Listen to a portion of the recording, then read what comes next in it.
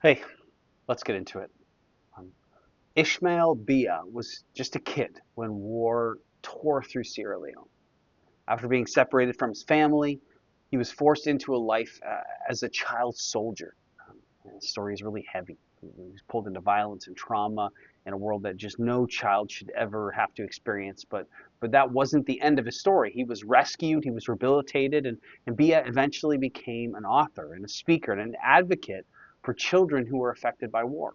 UNICEF describes him as a former child soldier who now uses his voice to bring attention to children caught in conflict. That kind of story is powerful because it reminds us that rescue is not only about what someone is rescued from, but it's also about what they're rescued for. Peter says something similar here about the people of God. So, 1 Peter 2:9. But you are a chosen race, a royal priesthood, a holy nation, a people for his own possession, that you may proclaim the excellencies of him who called you out of darkness into his marvelous light. Peter starts with these words, but you, and it's about contrast. Because just before this, Peter talks about people who reject Christ and stumble over him. But now he's going to turn to the believers and say, but you, those that have been saved, those who have been rescued, you are a chosen race. You are a royal priesthood. You are a holy nation. You are a people for his possession. They're like huge words: chosen, royal, holy, possessed by God. But we need to be careful because Peter isn't saying that we're chosen because we're really impressive.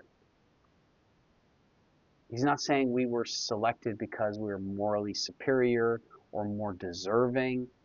The Bible doesn't tell the story that way. We were outsiders, insignificant. We were sinners, actually opponents of God. And yet, God chose us. Not because we're great, but because He is merciful. He wanted to display His goodness through us. That's why Peter tells us the purpose of our calling is that so that we might proclaim the excellencies of Him who called us out of darkness and into His marvelous light. God made us His people so that our lives would point to His majesty, His beauty, to point to his mercy and his holiness, his patience and power, and that we would display his grace. And the point of us being chosen isn't pride, it's praise.